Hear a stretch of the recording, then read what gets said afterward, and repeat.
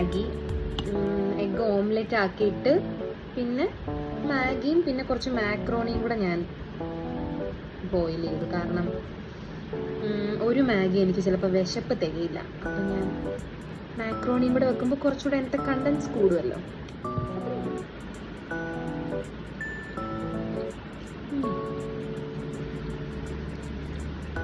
ഒരു plain taste ഒക്കെ ഇഷ്ടമുള്ളവർക്ക് ഇത് ഇഷ്ടപ്പെടും.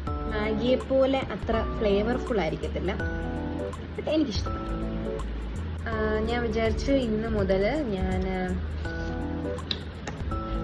സ്കിൻ കെയർ ചെയ്യാമെന്ന്. അപ്പം ഞാൻ സ്കിൻ കെയറിന് വേണ്ടിയിട്ട് ഒരു സ്കിൻ സൈക്ലിംഗ് മെത്തേഡാണ് യൂസ് ചെയ്യാൻ പ്ലാൻ ചെയ്തേക്കുന്നത്. അപ്പോൾ അതിന് വേണ്ടിയിട്ട് പ്രോഡക്റ്റ്സ് ഒക്കെ ഞാൻ എന്നെ വാങ്ങിച്ചു. പക്ഷേ ഇത് കണ്ടിട്ട് എന്താ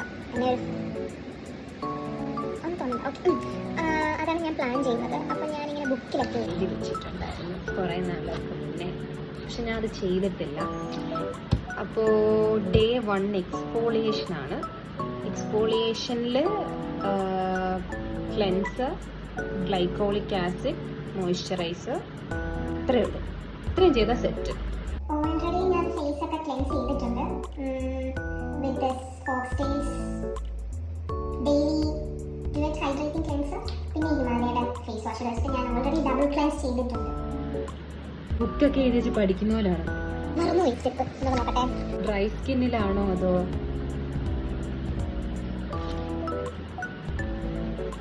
ഓർമ്മ വരുന്നില്ല. ഡ്രൈ സ്കിന്നിലാണ് ഗ്ലൈക്കോളിക് ആസിഡ് ഉപയോഗിക്കേണ്ടത്. ഞാൻ ഡോക്ടർ ഷെക്സിന്റെ glycolic acid, Gulab and glycolic acid സിറാണ് യൂസ് ചെയ്യാൻ പോകുന്നത്. ഡോണ്ട് നോ, എൻ്റെ മുഖം നാളെ കഴിഞ്ഞിരിക്കും. നോക്കാം, എനിക്കല്ലേ സ്കിൻ കെയർ ട്രൈ.